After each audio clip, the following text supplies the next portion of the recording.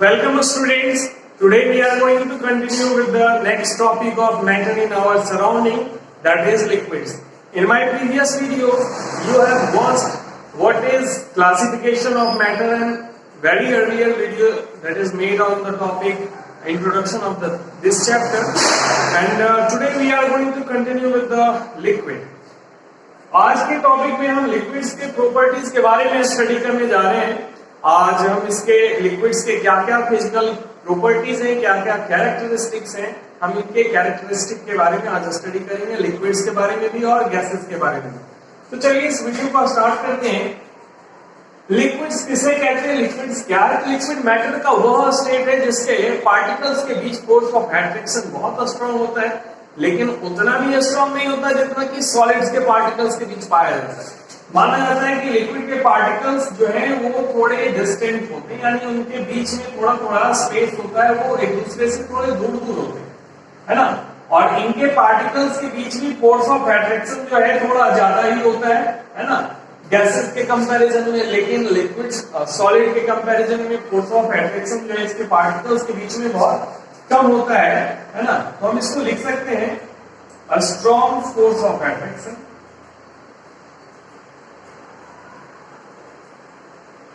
तो इसके पार्टिकल्स के बीच फोर्स ऑफ अट्रैक्शन बहुत स्ट्रॉन्ग होते हैं, लेकिन स्पेस ज्यादा होता है थोड़ा सॉलिड के कंपैरिजन में, है। तो पहला तो इसके पार्टिकल्स के बीच बहुत सारा स्ट्रॉन्ग फोर्स ऑफ अट्रैक्शन है, और दूसरा चीज है इसके पार्टिकल्स के बीच थोड़ा स्पेस होता है। इस वजह से इसके लिक्विड्स के जो पार्टिकल्स हैं वो आसानी से स्लाइड कर सकते हैं, मूव कर सकते हैं, और इस वजह से इनका शेप फिक्स नहीं होता, जबकि इसका वॉल्यूम फिक्स होता है। वॉल्यूम के फिक्स होने का कारण क्या है? Strong force of attraction. अगर आपसे पूछे कि सॉलिड का लिक्विड का वॉल्यूम क्यों फिक्स होता है, तो लिक्विड के वॉल्यूम के फिक्स होने का कारण स्ट्रॉन्ग फोर्स ऑफ अट्रैक्शन है। और दूसरा सवाल जो है, इसको सॉलिड का जो लिक्विड का जो शेप है वो फिक्स नहीं होता। अगर आप इसे एक बीकर में रख दें तो ये पहले बीकर का शेप ले लेगा, जिस बीकर में आप इसको रखिएगा उस बीकर का शेप ले लेगा वाटर, है ना, या कोई भी लिक्विड है। और अगर आप इसको वापस किसी ग्लास में डाल दें तो आप देखिएगा कि ये ग्लास का शेप ले लेता है, जिस ग्लास में इसको रखिएगा उस ग्लास का शेप ले लेगा। भले इन दोनों का हाइट अलग अलग हो, है ना, दोनों में लिक्विड का हाइट अलग अलग हो, लेकिन इसके बीच में जो भले लिक्विड्स के इन दोनों कंटेनर्स में लिक्विड का आपको हाइट अलग अलग देखने को मिलेगा, लेकिन इन दोनों में वॉल्यूम सेम रहता है। हाइट पे और ये शेप के चेंज होने का कारण इसके पार्टिकल्स के बीच का स्पेस है, या सॉलिड के कंपैरिजन में लेस फोर्स ऑफ अट्रैक्शन है। तो हमने ये एक प्रॉपर्टी देखा। अब आप क्या करो, इसमें पोटेशियम परमैंगनेट का कुछ क्रिस्टल डाल दो। मान लो ये वाटर है ना, आपको इस बीकर में आपने वाटर लिया है और यहाँ पे आपने पोटेशियम परमैंगनेट डाल दिया KMnO4। तो पोटेशियम परमैंगनेट डालने के साथ आप देखोगे कि इसके जो पार्टिकल्स हैं पोटेशियम परमैंगनेट की वो पूरे में फैल जाता है। तो यहाँ से ये पता चलता है कि लिक्विड के पार्टिकल्स में मूवमेंट होता है ना, there is movement in the particles of liquid. But solid के पार्टिकल्स में कोई मूवमेंट देखने को नहीं मिलता है जनरली, क्योंकि उसके पार्टिकल्स के बीच जो फोर्स ऑफ अट्रैक्शन है वो बहुत ही स्ट्रांग होता है और उसे अपने फिक्स पोजीशन से मूव करने नहीं देता है, जबकि वाटर के पार्टिकल्स के बीच फोर्स ऑफ अट्रैक्शन कम होता है और आसानी से मूव कर सकते हैं। आपने मेरे पिछले वीडियोस में भी इस बात को देखा है। लेकिन अगर हम यहाँ पे बात करें मूवमेंट की, तो मूवमेंट से एक टर्म और आता है निकल करके, वो काइनेटिक एनर्जी। यानी लिक्विड्स के पार्टिकल्स के बीच जो है पार्टिकल्स में मूवमेंट होता है, और मूवमेंट की वजह से इसमें काइनेटिक एनर्जी पाया जाता है। यानी लिक्विड के पार्टिकल्स में काइनेटिक एनर्जी प्रेजेंट होता है, जबकि सॉलिड के पार्टिकल्स मूव नहीं करते तो उनका काइनेटिक एनर्जी जीरो होता है, उनमें काइनेटिक एनर्जी नहीं पाया जाता है। अब काइनेटिक एनर्जी अगर आप इसको नॉर्मली रूम टेम्परेचर पर छोड़ दोगे तो ये पोटेशियम परमैंगनेट बहुत टाइम लेगा पूरे में कलर इम्पार्ट करने में। लेकिन आप अगर इसका टेम्परेचर आप बढ़ा दो तो टेम्परेचर के बढ़ते ही आप देखोगे कि बहुत ही जल्दी मिक्स हो जाता है, इसके डिफ्यूजन का रेट बढ़ जाता है। तो हम यहाँ पे देखते हैं कि पार्टिकल्स का काइनेटिक एनर्जी बढ़ जाता है, क्योंकि पार्टिकल्स के काइनेटिक एनर्जी के बढ़ने से ही खुद ब खुद आपस में बहुत तेजी से मिक्स हो जाएगा। तो हम देखते हैं कि काइनेटिक एनर्जी टेम्परेचर पर डिपेंड करता है। जैसे जैसे टेम्परेचर को बढ़ाएंगे काइनेटिक एनर्जी बढ़ेगा, और आपको एक बात और बता दें कि जब टेम्परेचर को बहुत कम कर दिया जाएगा, आइडियल टेम्परेचर 0 केल्विन तक अगर टेम्परेचर को डिक्रीज कर दिया जाए, तो किसी भी पार्टिकल चाहे गैस हो, उसके भी पार्टिकल्स का मूवमेंट 0 हो जाएगा, वो भी मूव नहीं करेगा, तो काइनेटिक एनर्जी 0 हो जाएगी उसकी। और काइनेटिक एनर्जी टेम्परेचर के बढ़ने पे काइनेटिक एनर्जी बढ़ जाती है। तो हम यहाँ पे ये देख लेते हैं।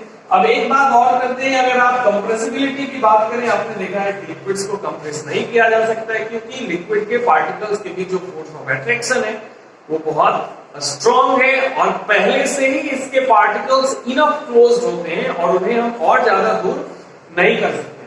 तो यहां से हम देखते हैं कि लिक्विड के पार्टिकल्स को हम कंप्रेस नहीं कर सकते हैं। उसके लिए आप क्या करो, आप एक बीकर ले लो या आप एक कोई कंटेनर ले लो मेटल का, और इसमें पहले से वाटर फिल कर दो, है ना। और उसके बाद क्या करना है, आपको इसके ऊपर एक पिस्टन लगा देना है ना। एक पिस्टन आप इसके ऊपर लगा दो, है ना, और पिस्टन को फोर्स के साथ, है ना, एक स्ट्रॉन्ग फोर्स के साथ पिस्टन को पुश करो। आप इसको पुश नहीं कर पाओगे, इस पे फोर्स नहीं लगा पाओगे, क्योंकि पार्टिकल्स इसके पहले से ही बहुत क्लोज है।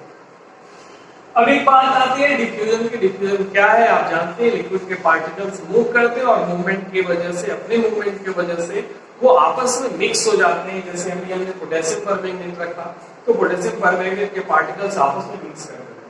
इसका एक और कैरेक्टरिस्टिक है, ये सॉलिड के जैसा ही अपने कंटेनर को कंप्लीटली फिल नहीं कर सकता।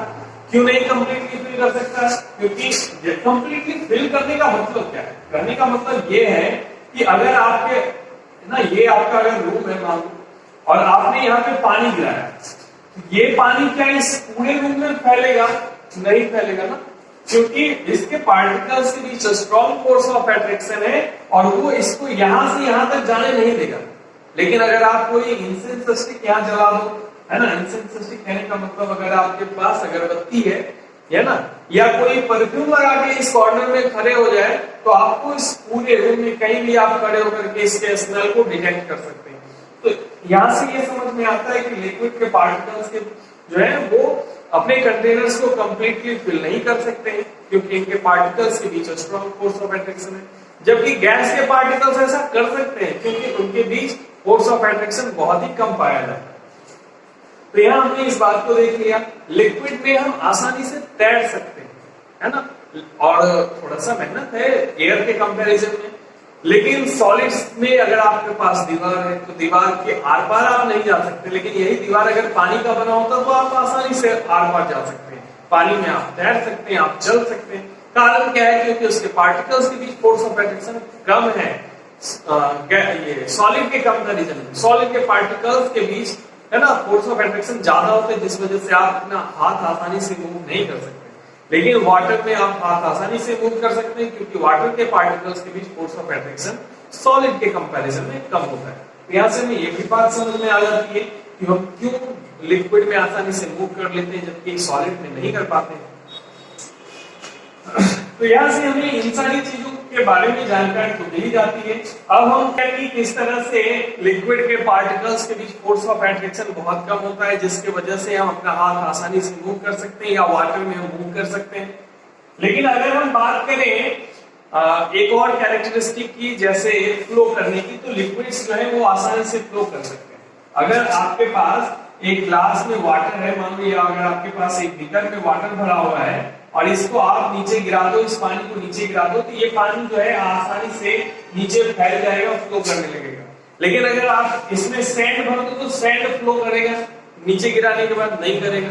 अगर आपके पास इसमें रबर भरा हुआ है, इरेजर है, आपने इरेजर को नीचे गिरा दिया, क्या वो भागने लगेगा या वो फ्लो करने लगेगा? नहीं, क्योंकि उसके पार्टिकल्स के बीच फोर्स ऑफ अट्रैक्शन बहुत ज्यादा होता है सॉलिड्स के पार्टिकल्स के बीच। लेकिन अगर हम बात करें लिक्विड की, तो लिक्विड के पार्टिकल्स के बीच फोर्स ऑफ अट्रैक्शन कम होता है और इस वजह से वो स्लाइड कर सकते हैं एक दूसरे के ऊपर, और इस वजह से वो फ्लो भी आसानी से कर सकते हैं।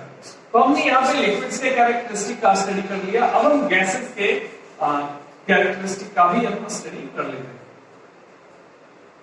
गैसेस में क्या क्या प्रॉपर्टी पाया जाता है? सबसे पहले अगर हम बात करें फोर्स ऑफ अट्रैक्शन की, है ना, इसके शेप की और इसके वॉल्यूम, तो सबसे पहले हम देखते हैं कि लिक्विड का ना ही शेप फिक्स है और ना ही लिक्विड का वॉल्यूम फिक्स है। इन दोनों के फिक्स नहीं होने का क्या कारण है? तो इन दोनों के फिक्स नहीं होने का कारण less force of attraction, less strong force of attraction. ये फोर्स ऑफ अट्रैक्शन जो है इस गैस के पार्टिकल्स के बीच बहुत कम होता है, और गैस के पार्टिकल्स के बीच फोर्स ऑफ अट्रैक्शन कम होने की वजह से ही इसके पार्टिकल्स बहुत दूर दूर होते हैं, और ये डिपेंड करता है वो कितना दूर होंगे, वो डिपेंड करता है कि वो किस कंटेनर में रखे गए, है ना, और कितना प्रेशर के साथ इन्हें रखा गया है ना। ये गैस के पार्टिकल्स हैं जो एक दूसरे से बहुत दूर दूर है ना। लेकिन अगर हम इसको किसी कमरे में छोड़ दें तो ये और भी ज्यादा दूर हो सकते हैं। मान लो अगर आप ये इस तरह इस शेप का अगर आपके पास एक कंटेनर है, तो इस कंटेनर में अगर आप कोई गैस डाल दो, कोई गैस डाल दो, तो ये गैस इस पूरे कंटेनर में फैल जाएगा।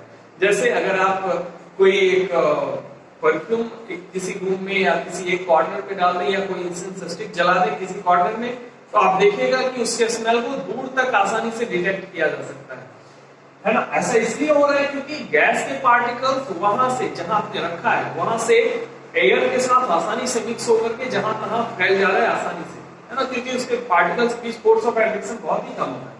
तो फोर्स ऑफ अट्रैक्शन के कम होने की वजह से इसका ना ही शेप ठीक से और ना ही इसका वॉल्यूम फिक्स है। वॉल्यूम क्या, इसको इसी गैस को, है ना, मान लो एक छोटा सा कंटेनर है और इसको एक बड़े से कंटेनर में डाल दो। जैसे आपके पास परफ्यूम जो है छोटे से बॉटल में भरा हुआ होता है, आप उस परफ्यूम को एक बड़े से कमरे में जाकर के स्प्रे कर दो बस, तो आप देखोगे पूरे कमरे में गैस जो है फैल जाता है। तो उसका वॉल्यूम भी वही हो जाता है ना, जो गैस पहले छोटे से कंटेनर में था। मान लो ये आपके पास एक छोटा सा कंटेनर है और इस कंटेनर में जो है परफ्यूम भरा हुआ, जैसे हम इसको ला करके इस रूम में फैला देते हैं, है ना, तो हम देखते हैं क्या ये पहले इसमें जितना भरा हुआ, तो अगर आपको कहे कि कितना वॉल्यूम है, तो इसका जितना वॉल्यूम होता है, ये कंटेनर का जितना वॉल्यूम होगा उतना ही वॉल्यूम इस पूरे रूम का होगा, है ना। तो सॉरी, जितना इस कंटेनर का वॉल्यूम होगा उतना ही वॉल्यूम इसमें प्रेजेंट परफ्यूम का होगा। लेकिन वही परफ्यूम को निकाल करके अगर आप इसमें डाल दें, रूम में डाल दें, तो रूम का वो वॉल्यूम कंटेन कर लेगा, या जो रूम का जितना वॉल्यूम होगा वही वॉल्यूम इस गैस का हो जाएगा। तो यहाँ से हम देखते हैं कि इसके वॉल्यूम में इसका वॉल्यूम फिक्स नहीं होता है गैस का। हमने देख लिया। अब देखो एक चीज और देख लेते हैं कि यही गैस जो पहले इस छोटे से कंटेनर में था, जब हम इस रूम में डालते हैं तो पूरे रूम में फैल जाता है। इसका मतलब ये है कि इसके पार्टिकल्स के बीच इसके पार्टिकल्स में एक कैरेक्टरिस्टिक है अपने कंटेनर्स को कंप्लीटली फिल करने का। क्यों फिल कर लेते हैं कंप्लीटली? क्योंकि फोर्स ऑफ अट्रैक्शन बहुत ही कम है, इस वजह से इसके पार्टिकल्स एक दूसरे से बहुत दूर जा सकते हैं। अब हम डिफ्यूजन की बात कर ले तो गैसेस में डिफ्यूजन का रेट बहुत ज्यादा होता है। अगर आप एक रूम में पानी गिरा दो, वो पूरे रूम में तो नहीं फैलेगा, ना ही वो पूरे फर्श पे फैल पाएगा, लेकिन अगर आप उस रूम में परफ्यूम मार दो तो पूरे परफ्यूम, वो जो परफ्यूम है पूरे रूम में आसानी से और बहुत तेजी के साथ फैल जाता है, क्योंकि इसके पार्टिकल्स के पीछे स्पेस बहुत ज्यादा होते हैं, और बहुत ज्यादा स्पेस होने के और दूसरा फोर्स ऑफ अट्रैक्शन बहुत कम होने से आसानी से ये मूव करते हैं और एयर के पार्टिकल्स के द्वारा बहुत तेजी से स्कैटर होते हैं। और अगर हम काइनेटिक एनर्जी की बात करें तो इसके पार्टिकल्स का काइनेटिक एनर्जी बहुत ज्यादा होता है, क्योंकि ये बहुत फास्टली मूव करते हैं, क्योंकि फोर्स ऑफ अट्रैक्शन बहुत कम होता है, इस वजह से, है ना, बहुत फास्टली मूव करते हैं और फास्ट मूवमेंट की वजह से इनका काइनेटिक एनर्जी बहुत ही ज्यादा होता है। तो हमने लिक्विड और गैसेस दोनों के कैरेक्टरिस्टिक का देख लिया। फ्लो करने की अगर हम बात करें तो गैस के पार्टिकल्स के बीच फोर्स ऑफ अट्रैक्शन बहुत कम है और इस वजह से ये और भी आसानी से फ्लो कर सकते हैं, है ना। कंप्रेसिबिलिटी एक इंपॉर्टेंट पार्ट है, इसको कंप्रेस किया जा सकता है। अगर आपके पास कोई कंटेनर हो, है ना, उस कंटेनर में जैसे अगर आपके पास कोई सिरिंज है ना, जिससे आपको सुई दिया जाता है, तो अगर आप उसमें हवा भर लें, जैसे मान लो अगर आपके पास कोई इस तरह का कोई बीकर है, आप इस बीकर में एयर भरा हुआ और एयर भरा हुआ, यहां से आपने पिस्टन लगा दिया है ना, इसके अंदर क्या है, एयर।